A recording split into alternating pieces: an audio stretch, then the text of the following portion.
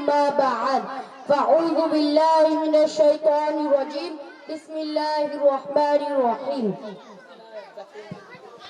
يا أيها الناس اتقوا ربكم الذي خلقكم من نفس واحدة وخلق منها زوجها وبث منهما رجالا كثيرا ونساء মাননীয় সভাপতি ও উপস্থিত ওলামায়ে কেরামগণ এবং আজকে উপস্থিত শ্রোতাবৃন্দ সকলকে জানাই আমার আন্তরিক সালাম ও শুভেচ্ছা।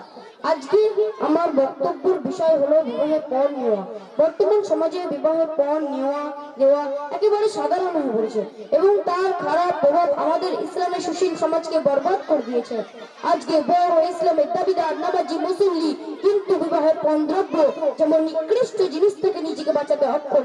যেখানে বিবাহ এক পবিত্র সুন্নত আমল ছিল সেটাকেও বড়ভাবে পরিবর্তন করে দিয়েছে।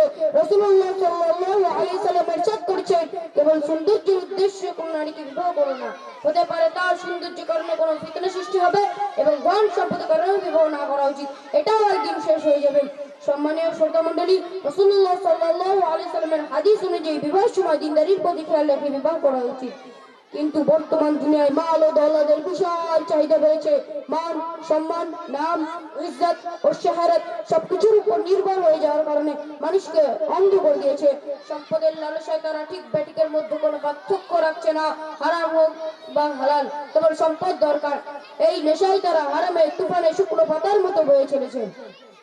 সমাজ বরবাদ হচ্ছে কোনো খেয়াল নেই, ইসলাম বদনাম হচ্ছে কোনো খেয়াল নেই, দিন শেষ হয়ে যাচ্ছে কোনো খেয়াল নেই। তার কারণে হাজার লাখ বোনেরা বাড়িতে বসে আছে তাদের পিতার কাছে তাদের পণ দেওয়ার মতো অর্থ না থাকার কারণে। সম্মানীয় শ্রোতমণ্ডলী, বিবাহ এক পবিত্র আমল ছিল কিন্তু পণ যৌতুকের কারণে আমাদের সমাজে বিবাহ এক বিশাল বহুল খরচের মাধ্যম হয়ে দাঁড়িয়েছে, যার কারণে নিজেদের মধ্যে লড়াই শুরু হচ্ছে, বিবাদ হচ্ছে, গরিব আত্মহত্যা করছে, মুসলিম নারীদের ব্যভিচার হচ্ছে, পিতা মাতা দিশেহারা হয়ে পশ্চিম চন্দনে ঘুরছে, নতুন বিবাহিত স্ত্রী যৌতুকে নির্যাতিত হয়ে রসগোল্লা দিয়ে ঝুলছে, যুবতীরা বাড়ি থেকে পালিয়ে যাচ্ছে, যুবক মুখ কালো করে বাড়িতে ঢুকছে। এই সব কিছু হচ্ছে ইসলাম বিরোধী কাজ করার জন্য এবং আমাদের সমাজে যৌতুকের মতো খারাপ প্রচলন করার জন্য। প্রিয় শ্রোতামণ্ডলী, আজকে আমরা কাকে দোষারোপ করব? আমরা প্রত্যেককে একই নৌকা যাত্রী। আমরা নিজেরা তলিয়ে যাব এবং অপরকেও নিয়ে যাব। ধনীরা নিজেদের বিশাল আত্মমর্যাদার জন্য মানুষকে দেখানোর উদ্দেশ্যে এমন খরচ করছে, পার্শ্ববর্তী গরিবের কোমরের হাড় ভেঙে যাচ্ছে, তবু তার মেয়ের জন্য ভাবছে না। জানি মেয়ে সন্তান জন্ম দিয়ে অনেক বড় ভুল করেছি। যুব সমাজ, তোমাদের কি লজ্জা করে না? তোমরা বিবাহের জন্য যৌতুক চাও। যেমন তোমার পিতা মাতা তোমাকে কষ্ট করে লালন পালন করেছে, ঠিক তদ্রূপ তুমি যাকে বিবাহ করছো তার পিতা মাতাও তাকে কষ্ট করে লালন পালন করেছে। কিন্তু পার্থক্য হলো আল্লাহ তাআলা তোমাকে সৃষ্টি করেছে তোমার স্ত্রী দেখাশোনা করার জন্য এবং তার সমস্ত কিছু প্রয়োজনে খেয়াল রাখার জন্য, এবং নারীকে সৃষ্টি করেছে তোমার ঘর বাড়ির উপযোগ্য করার জন্য এবং তোমার সন্তানের লালন পালন করার জন্য।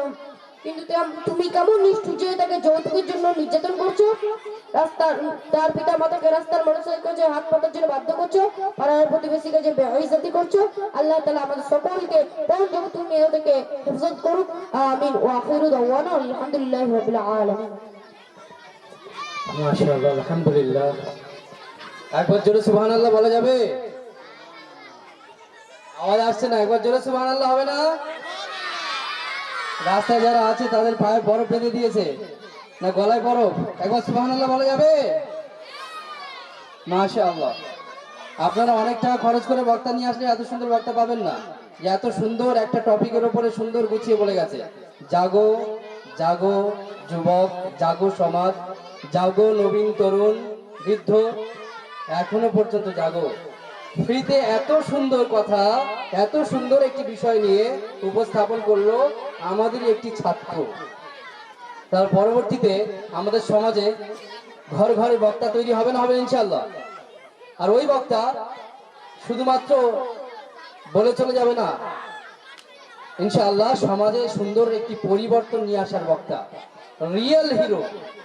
আল্লাহ জাল্লা শানহু এই সমস্ত বাচ্চাকে কবুল করুন, এদের পিতামাতা, শিক্ষক ও পরিচালক যারা প্রতিষ্ঠিত করেছে মক্তব সকলকে কবুল করুন ও উভয় জগতে সকলকে সফলতা দান করুন।